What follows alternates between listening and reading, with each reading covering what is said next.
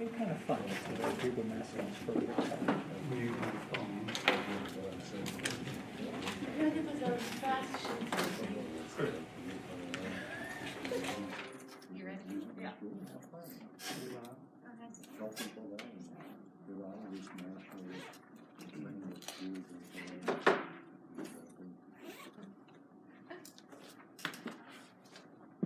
Good evening, everyone.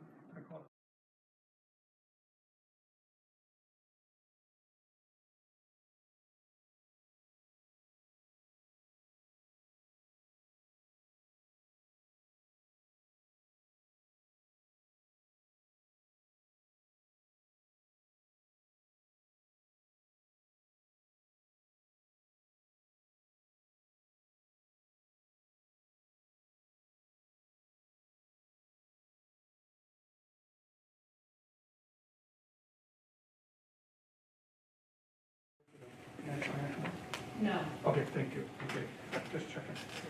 Okay, thank you. Okay, next up, approval of the agenda. Are there any changes to the agenda tonight? Okay, seeing none, is there a motion to approve the agenda? I move to approve the agenda. Okay, it's been moved by Deb. Is there a second? Second. Okay. It's been moved and seconded by Lori to approve the agenda. All in favor, say aye. Aye. Opposed? Motion's carried. Agenda is approved. Mr. President. Yep. I just wanted to apologize in advance. I am leaving at 6:30 tonight, so my apologies to Nutrition Services and Capital Projects if I don't get to hear your entire presentations tonight. So, band concert. Her kids' band concert. One and only this year. Yeah. I gotta go see it. Got to go to that. Okay, thank you. Thank you. Yep. So consent agenda, is there any discussion on tonight's consent agenda? Is there a motion to approve the consent agenda? Okay, moved by Chuck. Is there a second? I'll second. Okay.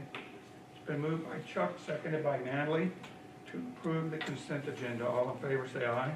Aye. All opposed? Consent agenda is approved. Thank you. Next up is tonight's study session. First up is our capital projects update. Is that going to be Pat and Jeff? Or just Pat? That's me.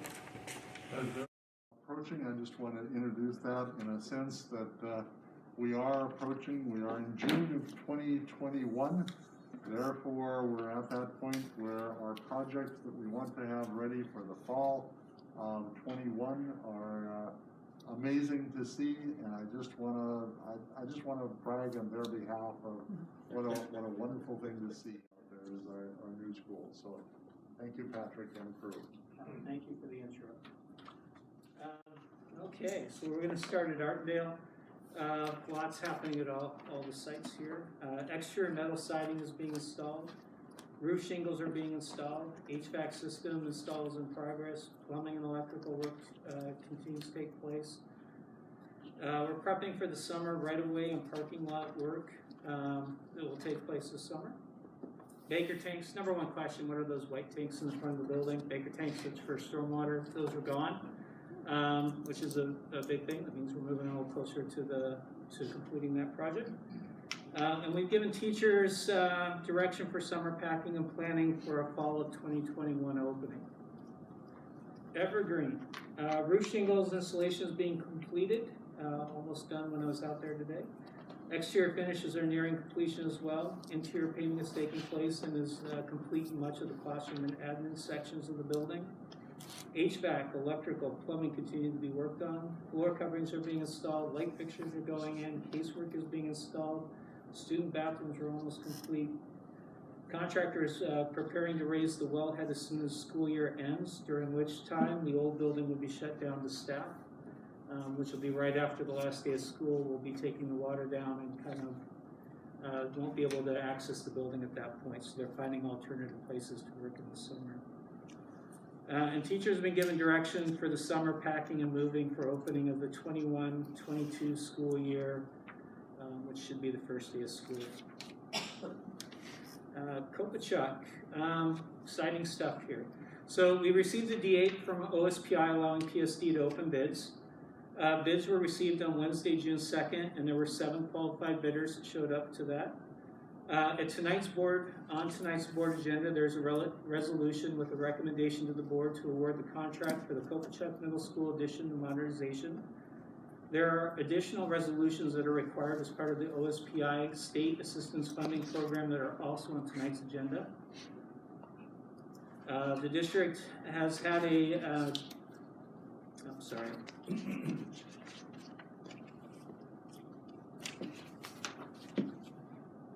see. The district has had the dedicated participation of a number of state and county staff members who have reviewed the process of numerous approvals. And that was kind of, what I was trying to get to on that one is we've had a lot of our jurisdictional agencies out there to work really hard for our district. We started with, we just aren't going to be able to do that with some of them. We've had some great partners on that who have really stepped up, worked late nights. We've received stuff from state health departments at Sunday nights at 11:30 at night. The local health department working multiple nights late to the night to get our stuff out. So we've had great support and help from our local jurisdictions on that. And I think it's important you guys know that they're out there helping us. They always sometimes get a bad rap that, you know, it's hard to get permits. They have really worked hard and they've come a long way to help our district to get these projects out the door. So we really appreciate some of those people. There's a lot of them, so I can't name them all, but just know there's some really amazing people who have done above and beyond to get our projects out the door. And then construction is expected to start in mid-July. KPMS, D8 was received from OSPI allowing PSD to open bids. Bids are scheduled to be open publicly Wednesday, June 16th at the ESC. If some of you want to attend, I don't think all 5 of you can be there, but a couple of you want to show up. But I think it's at 3 o'clock we'll start opening them. We anticipate having a resolution on the June 24th board agenda for approval of the Peninsula Middle School addition and modernization. And construction is expected to start mid-July on that project as well. What was the date on that? June 16th, it's Wednesday, And that's to open the bid. to open the bids. Okay.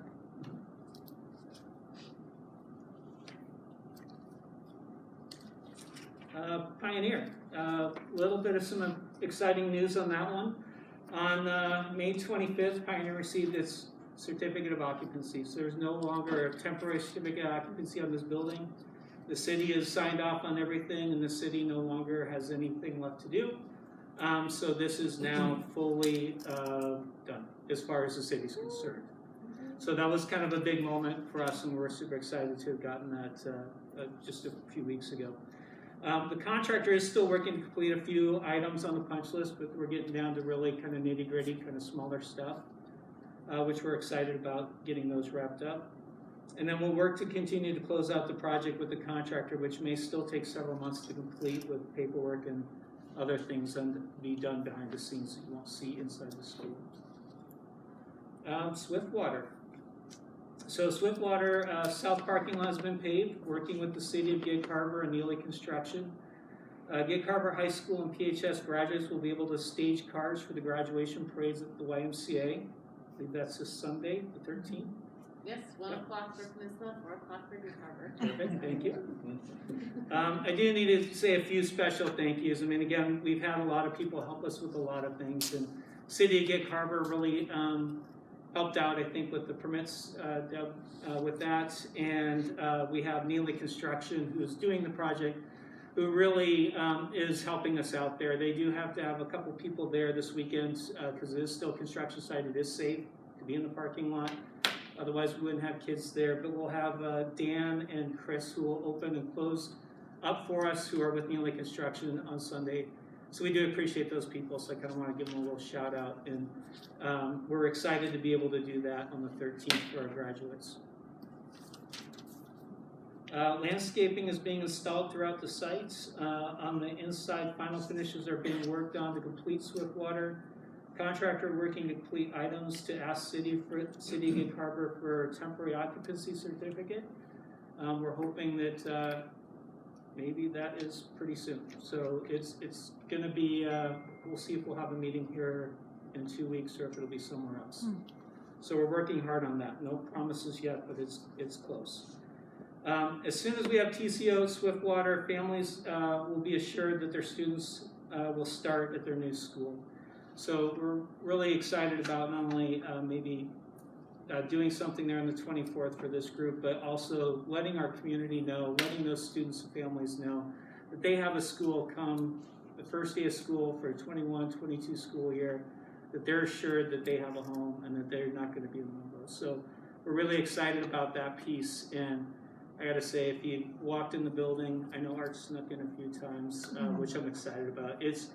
It's really an amazing school. I think that you guys are going to love it. I think our community is going to love it. And most importantly, our students are going to have a great building that they're going to love and enjoy the educational experiences. So we can't wait to turn that building over. It's getting close, but we don't have that ability yet. But I just can't wait to show you that building when it's there. So any questions? There's a lot going on. In a lot of different facets, but any questions you may have or concerns or anything you're wondering about? You have to wait and let you go first, yeah. Oh, okay. One is I want to say thank you to the whole capital projects team, but I know I already shouted you out at the Rotary program, but I just wanted to, in speaking with our capital projects, Green Gasway, our architectures, and some of our construction firms, they've all commented on how Patrick has become one of the finest project managers they've worked with. They've been doing it a lot longer than school construction, a lot longer than Patrick has, and he's developed into one of the finest they've worked with. So thank you. You must be doing a good job. I appreciate that. Yes. Thank you. Yes, thank you. KPMS and Kovachuck. Again, these are two projects that weren't even contemplated in the bond. We were going to do the 4 schools and some emergent needs on various schools. And so we're bringing 2 complete additional projects to the bond with the existing bond. Right. And I know things are changing with construction costs and getting materials and whatnot. Are we still looking at the same scope of those 2 projects as it previously introduced to the board? Yeah, we haven't changed anything. Okay. Matter of fact, our bids that came in are in line with what we had expected and budgeted. So we're excited to be able to bring to you tonight that resolution for it. And Yes. it is checking all those boxes we told you, plus maybe even a couple extra things. So we're excited about that, and we're hoping that when we get the bids for KPMS, that the story will be the same. And our goal is to make sure that although they're different schools or very similar projects, we get the same scope of work, so they both get the same experience. So we'll know that for sure on the 24th, but we're feeling fairly confident that we'll be okay. And once we get those bids, I'll be able to answer that 100% for KPMS. Okay. And this is more of a communications question, but do we plan to make those same videos that we did for Swiftwater, kind of that tour of the school? Do we know if we're going to do that for all the other schools that we're opening up so our public can see? Yeah, for Pioneer, sorry, for Pioneer. We did they did a great video, kind of an inside look. The one with Stephanie. Yeah. Yeah, I can check with them. I don't want to speak for them because I didn't ask them that question. I know we talked about a lot of things today. One of the things that I would say is that I think the genesis of that was multiple things, but one was because of COVID, we couldn't get that, have public come into the buildings, do all those things, so I think that was one of those things that they found a way to do that. Yeah. On top of doing that for those schools, and I'll bring that to the PR department, say that might be something we want to do, but really, depending on where we're at with COVID and some of the things, and hearing there might be some opening, we're really hoping that we might be able to do some in-person ribbon cuttings with more people, more fanfare, bring families in, get the students in the building, show them where the classrooms are going to be, do all those things that we kind of missed out on this project because of the time we opened it. So we're really hoping to do that. I would think that that would be the piece, and then on top of it, I will recommend that that's something we could do as an addition to. I do know after talking today, they are working on all those ribbon cuttings and how we do those things and dates and all those kind of stuff. So we had some conversations around it, and I know they're running and trying to figure that out. And then on top of Swiftwater, we also have Evergreen that'll be right around the same time. So they're going to be a lot of fun stuff as we get to about mid-August.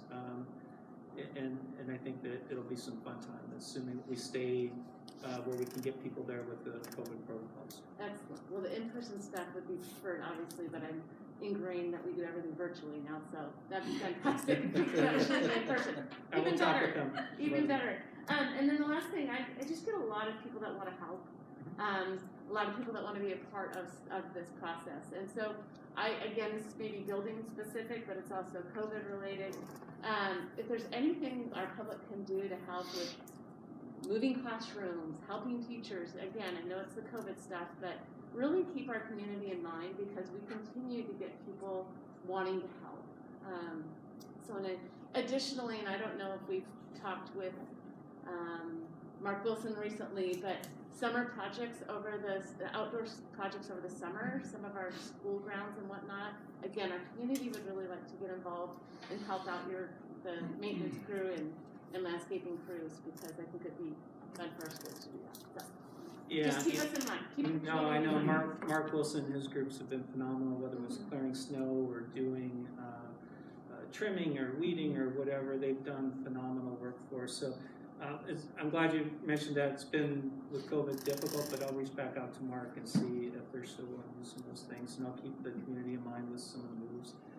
Right now, we've had we haven't been allowed to let parents into PAC because of COVID protocols.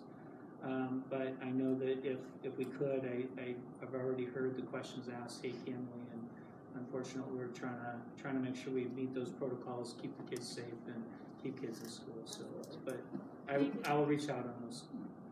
Other than that, I'll just say, did you read my notes? Because everything you say, you already said. Yeah, first, just, we talked about this already at the capital projects meeting last week. I asked, could we get volunteers like at Evergreen? Because, those folks are going to be so excited to help volunteers move all the stuff out of the current school to the new school. And I'm just wondering, maybe we wait to see what happens on June 30th and see if maybe we get some changes around that from the governor's office, and maybe we could ask for some kind of a waiver to let volunteers in, just because it would be such a huge thing for the volunteers to be able to help. So hopefully we can find a way to make that work. I think it would be awesome. I remember where the question came from. Yeah. But so I know that that would just be, if we could make that happen, and that just leads to the fact that the board, when we came up with this plan a couple years ago, and one of the things that we told the community to get them to help support this was that these are their schools, and they voted for these schools, and so we applaud the community for that, and that I really want to make sure, like Deb said, that we communicate the message that these schools are open to our communities, and we do that often, because I don't know if this room will be open for community use, but I know this is a board, but obviously the new room at Swiftwater, we've sort of made that a point that all these new schools will have community rooms and community use, and I just hope we communicate that well and often to our community as a way of saying thank you to the voters. And I'm proud of all four schools, so look forward to Swiftwater and Evergreen and Martindale, can't wait.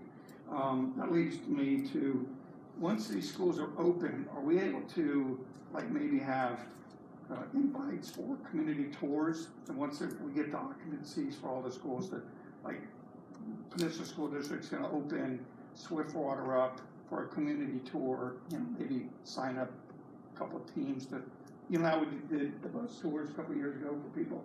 Could we do something like that for our four new schools, to take our community around, just to let them, especially all the people that have been involved over the last 2 years, help them with this, make sure they get to see it.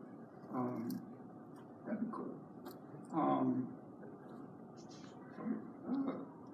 So the alternates for Kopachuk, since we haven't done KPMS yet, looking at the alternates, are these consistent with the alternates that we did for the other four schools?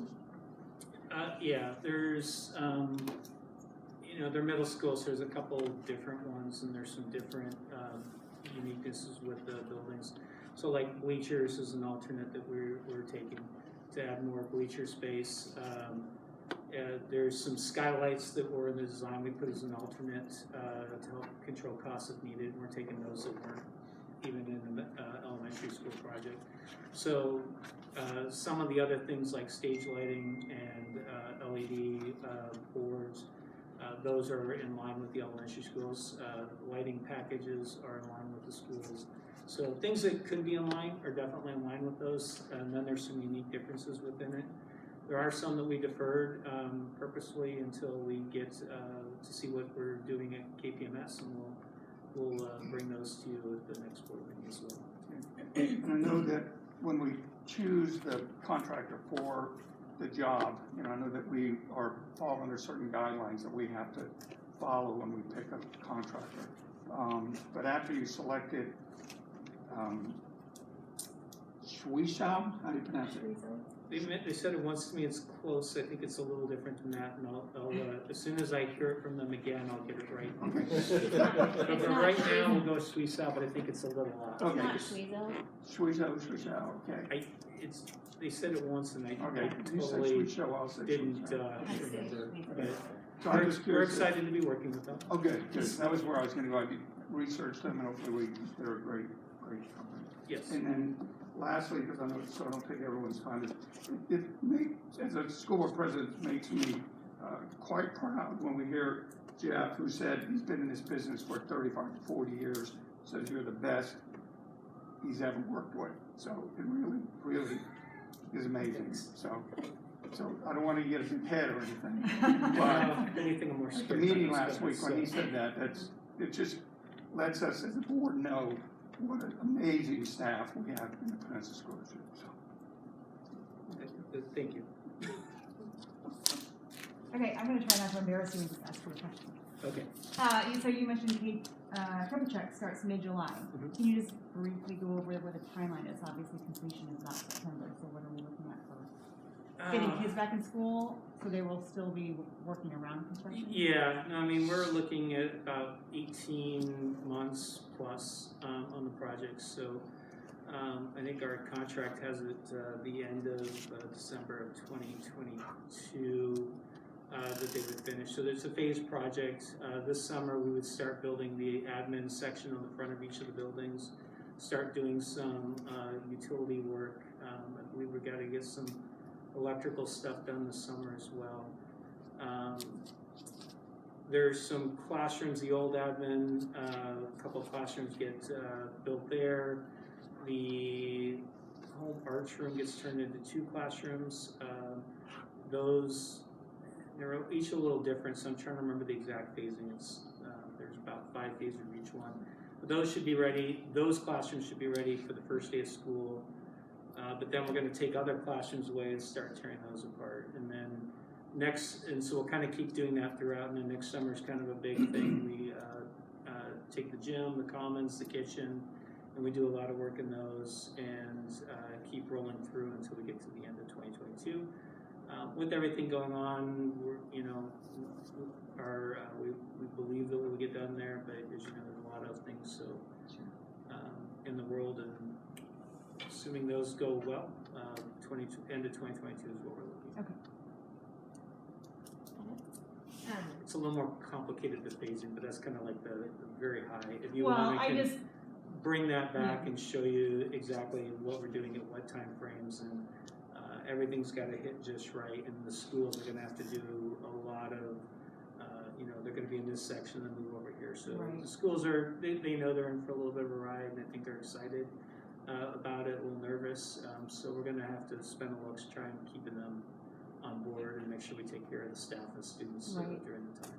and part of that question was just because originally we talked about the need for possibly shifting or moving kids to a different school to be out of the building. We're not doing that. They're regular on schedule. We're just working around them and vice versa. Yes, we're working around them as far as shifting any students. To the best of my knowledge, we're not shifting any students. We're keeping all students in there. But yeah, we'll be working around. There'll be a clear delineation between construction and students. And we didn't really see it here. COVID kind of sped this one up a little bit. Mhm.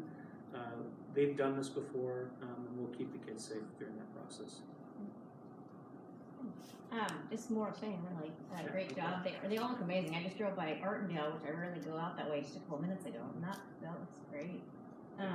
And the aerial photo of Swiftwater that we just received of the parking lot and all that, I mean, it's beautiful. It really, because we were out there walking around, and you can't always imagine how it's going to tie in, that wood field and the cover structure and stuff. So I mean, it's really Especially nice this week. yeah, impressive. So that's awesome. And then my main note was community tours. So I feel like we've covered that. But I will just say that it's interesting how quickly you discover when your youngest child graduates from school how little access or reason you have to be in any of the buildings. So I'm all for any community, anything. We can invite the community too. Of course, COVID rules allowing, but maybe that's more of a topic for you. But just anything we can do to invite the community and the voters in to see these amazing structures that they supported would be awesome. I clearly can't wait to show the buildings off to the community. I think, one of the fun parts of my job is I get to show people around at different stages, and you guys have had the opportunity to do that with me. It's really exciting to see your guys' reactions and approval. We take a lot of pride in that. Will this stress? Is it going to be right? Is the community going to love it? Until we get it out there, you just don't know. And I think that the community's embraced this building here at Pioneer, and they're loving it, and I can't wait to do those with the others. And I would love to do it with more people. And as you guys probably know, I won't shut up. I'll just keep talking, and people will be trying to get away from me, but I'll want to tell them everything about those buildings. But they really are. My wife wishes I would shut up about them. But I can't wait to do it. So I look forward to showing our community. Glad you're proud of it. Yeah, it should be. Thanks. I assume KPMS is going to be on the same type of a time frame as Cocoa. Yeah, they're really paralleled. There's differences, different nuances within it, but the phasing is really very similar. Back to Evergreen, you had mentioned that the water's going to be shut down. What was that time frame again? So I think school ends the 23rd. 24th will pretty much be shutting the water down. Okay, I know they were a little frantic out there, the staff, because they had to shut down one day and then they had to pull everything and move everything and get all their stuff out, and so they were a little. Yeah, it was a difficult thing to ask the staff. We'd love to say, hey, here's the last day of school. Usually the teachers have a couple of weeks that they kind of ramp down, kind of close things up, get set up, and that way then they go away for the summer, then they come back in the fall. Really, where we ran into the problem, and the staff has been really good. I know it's stressful for them, but Hugh's been amazing, and I know doing this allows us to get in front of the water. Raising the well is going to be a little complicated. There's some things that could happen every day we get. If there is an issue, means we're more successful to be in there the first day of the school year for 21-22.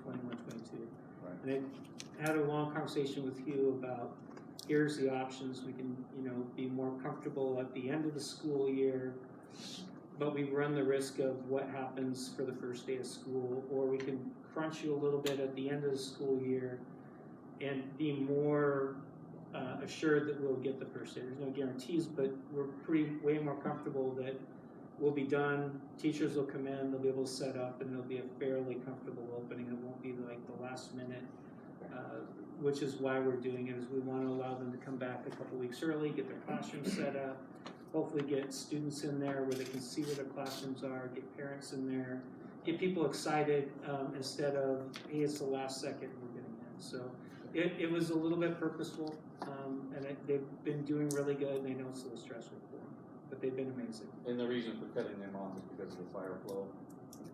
Yeah, so we still have the fire flow tanks, but there's no potable water, so no bathrooms and sinks. We are setting up, I gotta make myself a note here. I don't want to forget this one. We are doing the food service that we've done last year, where we hand out the free lunches to the students over the summer, and so we've worked that out where we'll have a porta potty for them and hand wash stations, so they'll be able to do that. They're only there for an hour, maybe two. They'll prep those meals. Katie might be a better one to answer that, but they'll prep them somewhere, bring them out, and we're getting them set up where when they're there, they at least have the facilities they need to do their job, get those lunches out to the community. But other than that, it's just really, the water's gonna go down. At some point, we're gonna knock the power down, and it's just gonna make it a very difficult building to occupy. And so that's why we're doing that. I really like the roadside path that's going in in front of everything. It appears that's what's gonna happen. I see they brought the concrete down. Yes. They packed it in. That's great. This last year or so, I saw a lot of families walking alongside of the road, and I just cringe.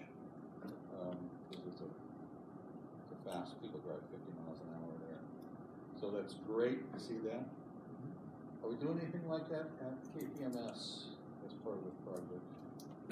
Not sidewalks. Pedestrian, for people that walk into school. No, when you look at where KPMS is, I think the most likely person walking might actually come through the woods from the backside. It's in further.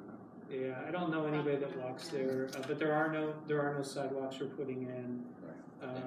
We've done traffic impact studies, looked at turn lanes, all that, and everything. None of those were warranted. So basically, the frontage will look very similar as it does today. All the work will be on the building and site work. Getting the emergent needs stuff that we're doing, like the septic systems, the HVAC, the roofs, and as we looked at those, kind of going back to Deb with the bond, these being additional projects, is the emergent needs. Those were two of the biggest emergent needs schools that had the most needs, and so it'll be nice to get those off the board. And clearly, there's Peninsula's always the one that's going to be a bigger discussion, but with those dollars, we just couldn't really do a high school. That's a much bigger discussion. I'll leave that alone for now. So, one last thing, KPMS, fire flow there, is that up front, or are we gonna be doing that next, not this summer, but the following, is that? It's the second summer, and we're building a new storage tank that'll go kind of between the school and the running track and the main field back there, and then they'll have a pump house with a fire pump. So instead of just a pond, you can stick a sump pump in and hook it up to the FDC and see how many frogs you can stuff into a sprinkler. A lot. Yeah, and Chuck probably knows it's not much of an exaggeration, right? Yeah. So this will be a much better fire system. This is one of the things that's been an emergent need for years, and this is why these projects are exciting. Will make our schools better, safer for the kids, as well as we'll have very similar security systems with the vestibules. So yeah, it'll be the second summer we build that. Yes, frogs. Actually, You can ask Might me be a about little it bit of later. a Another story. Yeah, they put the pump in that Okay. pond out front, and then they suck the water in. I don't need to And know. then I just whatever's wanted in there is to separate. no, I just wanted to make Put sure I fires heard out. that. My apologies. All right, maybe a little too far now. Yeah. Any other questions? I'm good. Thank you, Patrick. No, thank you. I Good job, appreciate everyone. everybody on the board and everything you've done to get our projects where they're at as well. We're done. And Dr. Jarvis, thank you. Oh. Have a good night. Thank you, Patrick. Thank you. You got it. Thank you. Next up is Katie with our Nutrition Services Annual Report. I asked our chief financial officer, who also does the oversight of food services, to make a quick introduction.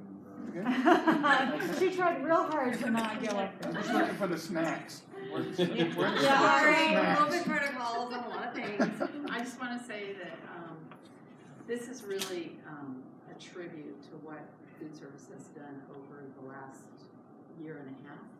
Because this is really a report from what happened as of March 2020 and going forward. And it'll tell us what we're going to be doing over the summer. So I just really want to thank Katie. She's been that stand up, step up. She's done everything that I've asked her to do, and it's been a great partnership. So I just really appreciate all that she's done for our kids this year. Maybe in advance, thank you, and I will call you. Okay, sounds good. Sorry. So yes, I'm gonna stand if that's okay, unless I need to sit. So, yeah, what a year and a half it's been. So, if we go back to the beginning when it all shut down, you know, we had no idea really what we were doing, trying to figure it out. We changed programs literally overnight, and I had tried to figure out staff. So I had about 15 core staff that stayed on from pretty much has been with me the whole time, and then we've added back as we've come back. So the first week that we were open, we basically served at the 5 sites, the key sites that we served most of last summer, and that was Evergreen, Key Peninsula, Purdy, Gig Harbor, and Ardendale Elementary. So those were where we kind of started, and we did lunch the first week. We added breakfast the second week, basically meal kits that we handed out. Last March, just to kind of give you numbers, just for that section of time when we were doing the outdoor, we did for that a little over 4,000 breakfasts and about 5,700 lunches. And I just wanted to show that because later on I'll show you what we did this March, and the numbers are very interesting to see where we've come with all the different things that we've done. So in April, so we continued on obviously in April, and we basically started weekend kits in April. So that we started during spring break, and then we basically started adding in weekend meal kits as well. So on Fridays, kids could take home a meal, a breakfast and a lunch for both Saturday and Sunday as well. So basically, once we started that, we have been serving every single day of the year since then. So, and we'll be doing that till the beginning of the school year. So, when things change again. So, yeah. So that was kind of. And we added 4 bus routes as well in April last year. So, which have continued. We do those on Wednesdays. We're bringing those back every day in the summer as well. So not only were we serving at those sites, we were serving at bus stops and things like that. So we partnered with transportation. We put a food service worker on them, and they handed out meals at different bus stops and stuff like that. So. To get it out to the community as well. So in April, obviously our numbers jumped dramatically. As you can see, we hit around 19,000 lunches and breakfasts. So from a few little, once word got out, we started able to connect with the community and stuff like that. So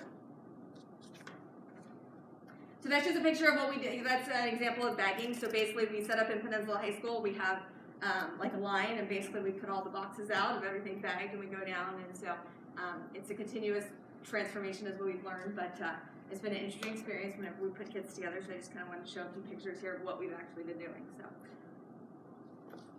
then we got to summer. So we continued those 5 schools, and then we continued the bus routes.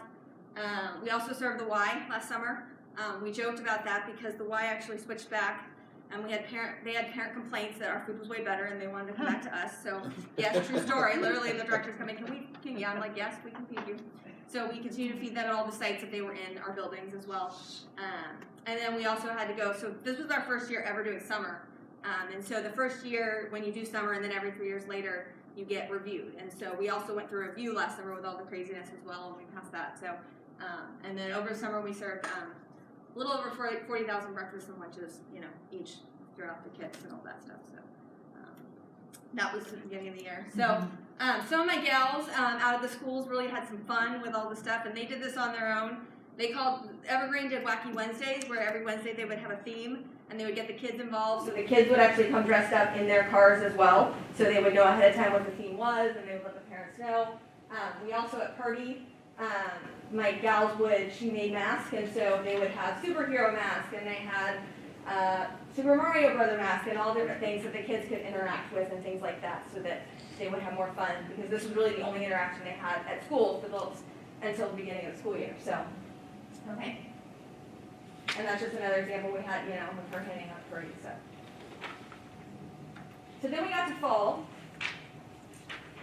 And we thought originally, you know, one thing, and then literally it changed, like right before school. So we found out that breakfast and lunch were free, and so that was a good thing. So we started at mostly elementaries at the beginning of the school year because kids were still remote, and a lot of the elementaries are partnered, like Harbor Heights is right next to Goodman. So we figured kids could go to Harbor Heights to pick up meals if they were a Goodman kid or things like that. So we tried to strategically, unless there was like an isolated school, like we kept Harbor Ridge open, we tried to strategically do it. So we didn't need to just open the building if we didn't need to. So then the smoke days hit, if you remember. So yeah, then we had to go back. So we shrunk down for a few days.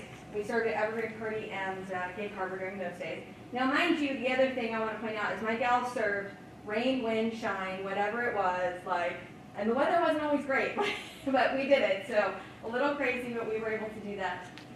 In October, we were able to transition to K1. So we still continued the curbside pickup at all of our locations on top of doing inside meals for breakfast and lunch. So the gals, we had to adjust some things, but they definitely picked it up and we were able to do that. And we also, any kids that were in buildings, we were making sure they were getting food. Like we delivered food to KPMS for those kids and things like that. So any kids that were in buildings, we did connect with to make sure that they were covered if they needed meals. And so we did that at the high school and things like that. So, and then obviously we continue the weekend and non-student days, as well. So.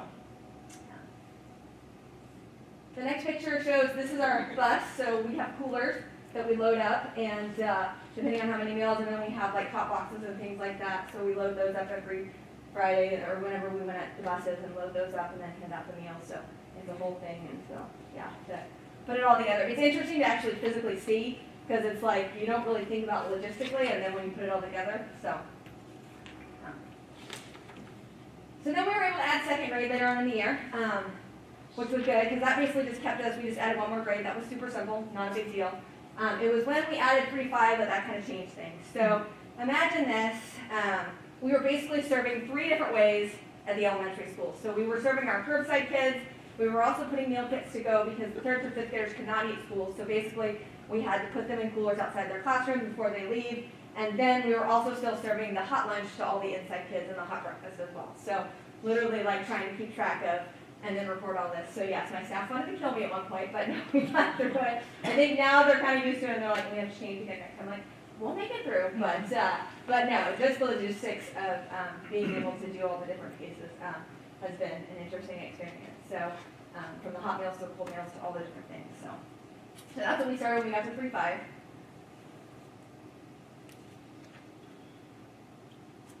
And this is just kind of a setup at the high school. It's kind of hard to see, but basically when we got to the high school, when we opened the high school, basically we would stand behind the line, we had 3 entrees, and the kids would ask for the meal. We would slide it in a pan, and in the pan, they would grab the entree, so it's touched, so we're not touching them, and they're not touching us, so it's all prepackaged.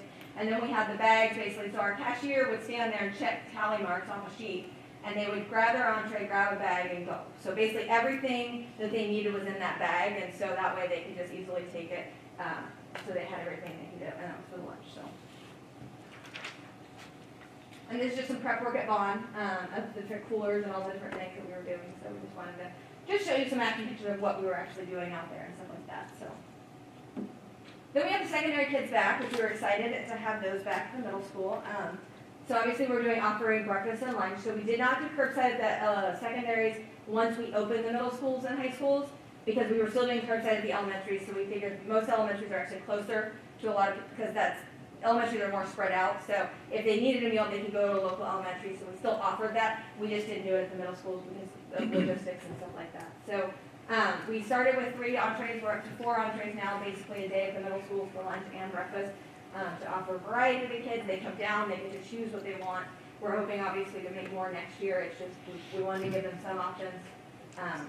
We also, on top of that, did what we called 2 to 3 day meal kits. So kids were going A/B. So all the A kids. So on Monday, if a kid so wanted, they got a kit for Tuesday, Wednesday, and then Tuesday kids would get Wednesday, Thursday, etc. through the whole week. So they could get meals every single day of the week. And we did anywhere from 25 to 50 of these every day, like handing them out. So, and that's actually a lot for a kid to take. So obviously, if they needed to take it, it's a little extra work for them. They really needed it because they're getting milk, they're getting all the different components, and so. And then obviously, we also we were able to get the a la carte back as well. So we wanted to give the kids as much normalcy as possible.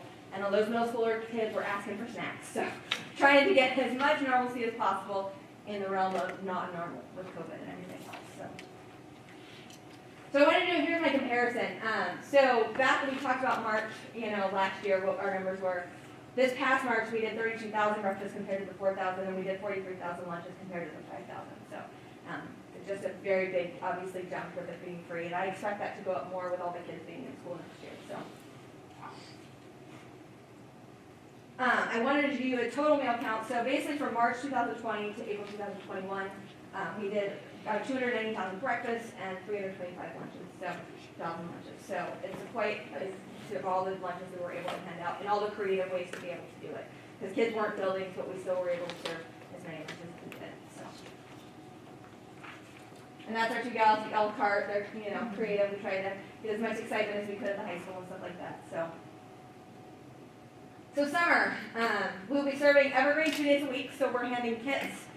Basically, so Mondays they'll get Monday, Tuesday, Wednesday. and then Thursdays they'll get Thursday, Friday, Saturday, Sunday. So we're going to be making those kits all over the high school, delivering them out there, and then taking them out, and the girls will go and basically just serve. So everything will be prepped, put together. They're just going to hand out the meals out there on those 2 days. So as Patrick was saying, we work around that. Then we're also serving at Purdy, Big Harbor, and Vaughn 4 days a week. So we decided to do 4 days a week this year. We're still offering meal kits to take home for Friday, Saturday, Sunday, but that way it gives my staff a little break and just some different things. We're still giving all the food, it's just logistically I think it works a little bit better. Obviously we'll still have our bus route sport running as well, and then we're serving all students that are participating in summer school. So when those open up in July, we'll be making sure they get breakfast and lunch if they still need it. Obviously weekend and holiday meal kits, and we'll be serving from June 24th till September 5th. So that's kind of our summer plans. So. And then grab and go meals, so that's what we're planning for this summer. And then a little bit about what I know about next year. I don't know a lot, but I can tell you a little bit. Breakfast and lunch will be free for the next year through June 2022. So we will be looking at that. The program will be going back to more of what we ran before COVID, so it won't be the food components and different. It's going to change, so we're going to make that work, which I think will be good. And then continuing service to students the best way possible. So the big thing is they really want to see kids in schools next year. That's the big push. So making sure these kids get fed. So and we don't know if this will get extended more than a year. But the other thing that is a side note that will affect not this year, but if it does go back to paid, reduced, and lunch, the state of Washington before this actually got in place for free and for everybody being free, the reduced costs for if you qualify reduced is going away in the state of Washington. They are funding that. So in 2 years, if we go back to paid, reduced, and free, reduced kids will basically be free. So they will no longer have to pay that 40 cents anymore. So if we go back to, but there's also a lot of legislation we're hearing about a little bit here and there. We think long term it may end up, continuing. So there's also other programs though. So we encourage people to fill out free and reduced applications next year. We will still be processing those because obviously there's fee waivers and other things. Also, the state, the USC, there's this program called PEBT, which is pandemic EBT money for kids who qualify for free and reduced, and these cards get uploaded. They don't know, it's going through the end of the summer right now, but they think it's going to continue in some form next year. So these are reasons we want to continue to get those free and reduced applications. And so that's kind of a little bit about food service. Any questions? Yeah, I'll go first, it's okay. First, I admire your passion, your energy. You talk so fast. I know, sorry. So you talk so fast, I'm probably going maybe all of us, we might ask you a question. No, and that's fine. That you already gave us an answer to, because I took notes, and you flew through that part, and I just was trying to follow it. And so I'll probably ask you a question you already gave us the answer to, so I apologize for that. So the summer meals last year were free. Prior to COVID, our summer meals, we didn't do that summer program, so that's uniquely for COVID, okay, and they were free. And did the school district pay for that, or was any part of that from the state or CARES Act, or is that we just made a decision as a school district to pay for those meals? No, so basically the USDA last year, when COVID, well, initially when they hit, it took a few months to get it in state, but the state told us, go ahead and serve free meals, we will find funding initially. That is what the state said. Mm-hmm. Within 2 months, basically the USDA came out and said, we are going to allow all these waivers for everybody to be able to offer this program and be able to. So in the past, we have not done it because the only school that would have ever qualified in our district would have been Evergreen. You have to be 50% higher free reduced. We've never been, but then the USDA stepped in and gave probably, 30 to 40 waivers that allowed us to be able to operate at all sites, no matter what the eligibility was. And so that is why. And we got that funding from USDA though. Yeah, federal funds. Right. Because I thought it was really unfortunate last summer that some people, not every, but some people were like giving us grief over doing that. And I think it was really unfortunate. So I'm glad that we were able to provide that to our students over the summer. Total non-student, do you have any idea how many non-students took advantage of our meal program? I don't offhand, to be honest. I know that I can tell you my staff that did the curbside said they saw regularly families that were not part of their district because they would communicate with them, and like we had a lot of homeschool families that were not like homeschool part of our district, but like homeschool or other, so there, especially I know Big Harbor had quite a few of those. So are we continuing to offer that service? Is that been ended? So yes, so basically the program that we're going to be offering, we've been offering it curbside throughout the year, so anybody that can go to those locations. So basically our program is any student or child, I should say, not student, that's 18 and under gets a free meal. So it doesn't matter if you go to our district, it doesn't, I mean, you could be living in who knows where and being on vacation out here and go up and get a free meal, as long as you're at that 18 and under. Right, no questions asked. Nope. Okay, did you get any, do any surveys or anything? I know high school students can be a little finicky. Did you get high school student feedback on your meals? I mean, did they like those meals you're providing? They did. I mean, we didn't do any specific surveys. We tried to give as much variety and options, and so basically we did 3 to 4 options a day. So we did like a salad choice, which they really liked, and then we also did 3 hot options. So we did like a pizza, a burger, a main entree, we didn't do turkey gravy this year. Everybody keeps asking, yes, it's coming back next year. We just got to figure out how to serve it. So logistically, we couldn't do it, but like we did teriyaki dippers and rice, chicken teriyaki, sweet and sour chicken, spaghetti. We tried a lot of different things that we could get back when we were doing the schools, and we're going to continue to grow that. Our goal is to open with our old program that we ended COVID with back at the high schools. Okay. If that one slide where you showed the total meals, 2021, so you had like 20, breakfast of 21, you had 32,000, and 20 it was only 4,100. If you were to show a slide for 2019 breakfast, which would it be closer to, the 2020 or 2021? For breakfast, it would be closer to the 2020, and here's why. So, because breakfast has never been free, our breakfast is not, our lunches have been really big, but breakfast has not always been a big hit here.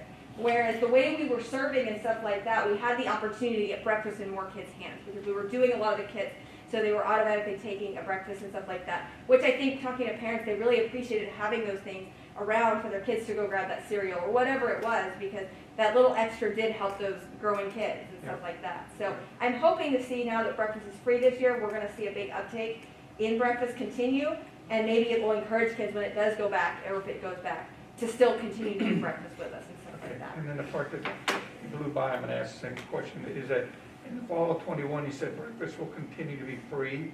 Is that going to be school district or still USDA? It's all funded, and they're actually giving us the highest rate possible for the programs available. It's like $4, I can't remember the rate, it's a little over $4, but it's basically, so the National School Lunch Program rate is one thing, then you have the summer feed program, which is another, and then we're doing SSO, which is simplified summer option. It's in between the 2 programs, and that rate is actually higher. So basically the USDA said all of us are getting the highest rate. You can still offer the other program if you so choose. I don't know why you would, because it makes more sense to offer free to everybody and make it simple and get the highest reimbursement rate, and so. Okay. So we're getting quite a few of the kiddos that are eating our breakfast because it's free, that may, even if they weren't on free and reduced, Right. they're eating that, so that's a benefit. So those kids are making sure they have something in their stomach Exactly. and they'll learn better that way.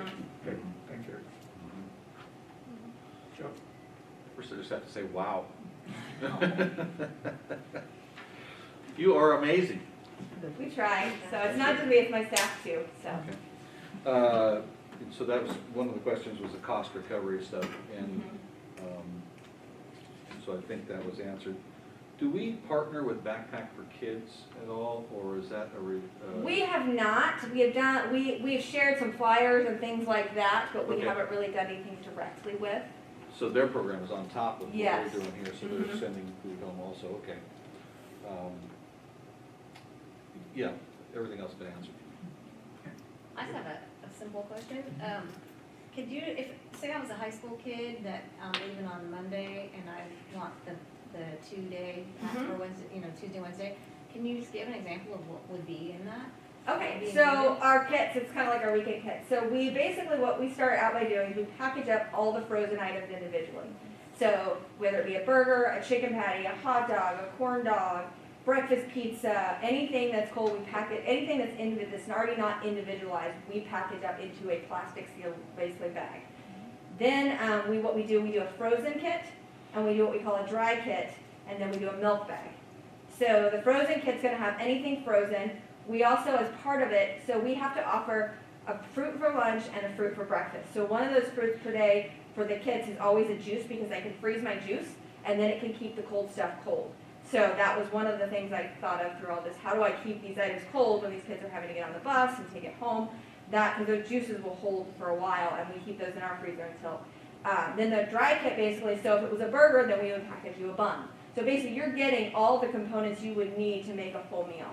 A full meal, basically, just to let you guys know, this past year, the way the program worked, so you had to take a meat, a grain, you had so many meats, so much grains, typically a sandwich, a burger, a corn dog, and then you had to have a vegetable, you had to have a fruit, and then you had to have a milk. It was all, and they had to take all the components. So one of the challenges we run into this year was our milk, because if you think about it, if we ever gave like 4 days, they're getting a milk for each meal, that's 8 milks per kid.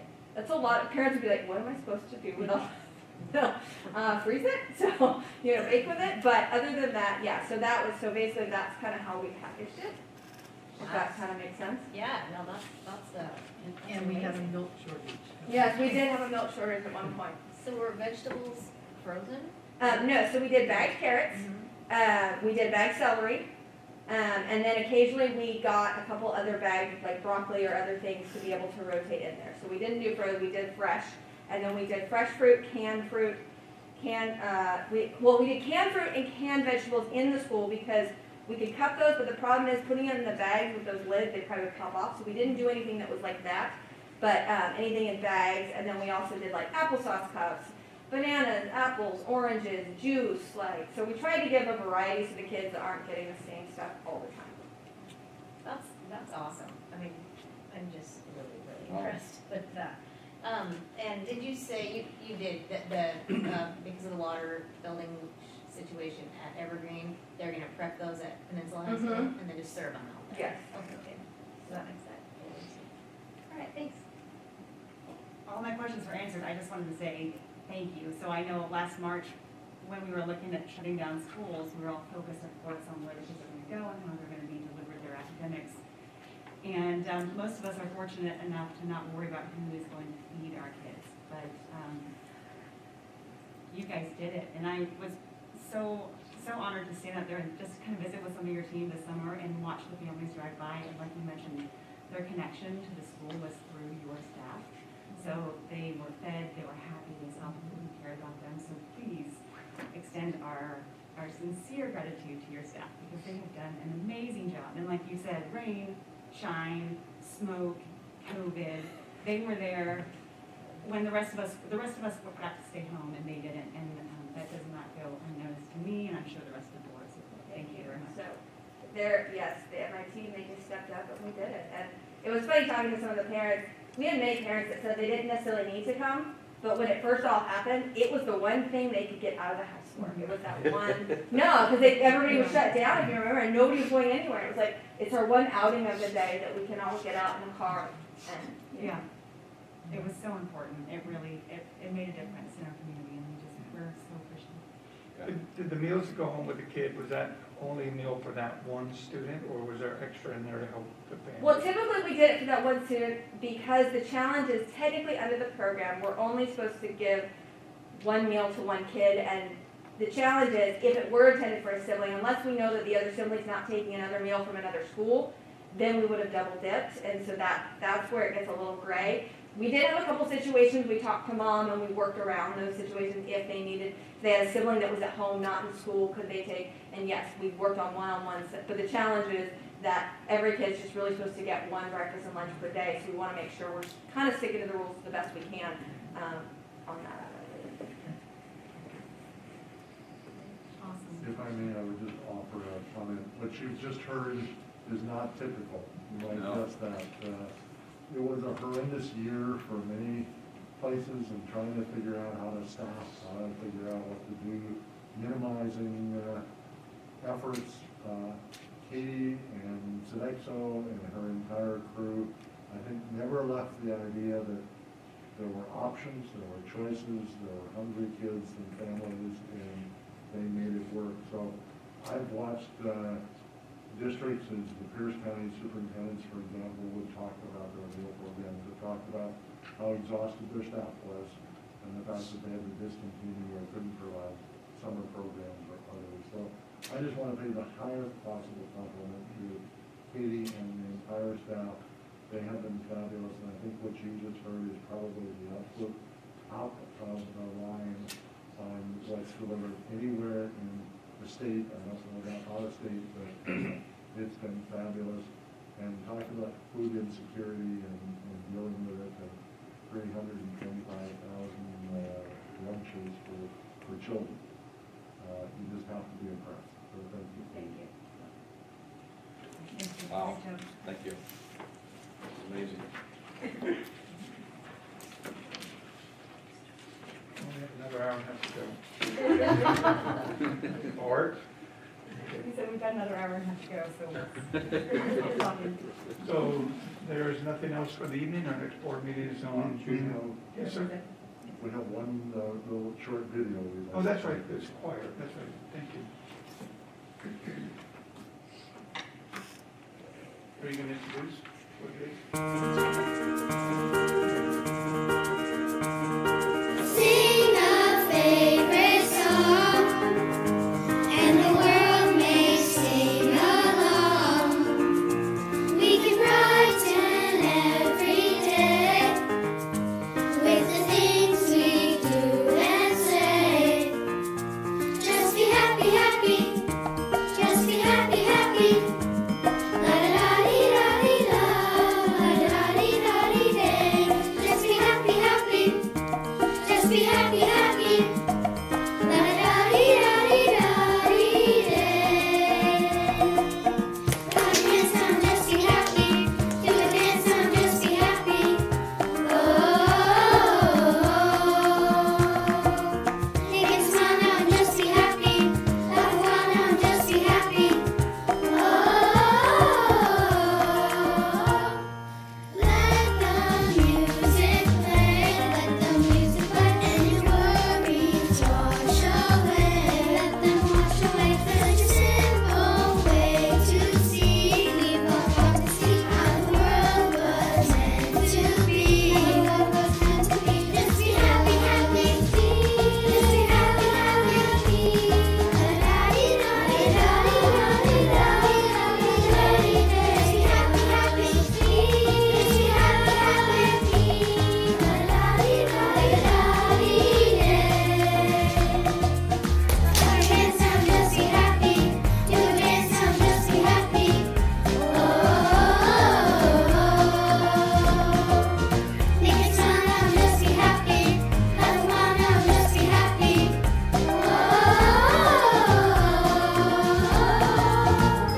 Every chance along the way, every chance along the way, every moment through the day, every moment through the day. Make a choice to hear your voice reach out and say, okay, let's play. Just be happy, happy. Just be happy, happy. La da dee da dee da dee da dee da dee da dee da dee day. Just be happy, happy. Just be happy, happy. La da dee da dee da dee day. Clap your hands now, just be happy. Do a dance now, just be happy. Oh, make a smile now, just be happy. Laugh a while now, just be happy. Oh, yeah, yeah, yeah, yeah, yeah, yeah. Yeah, yeah, yeah,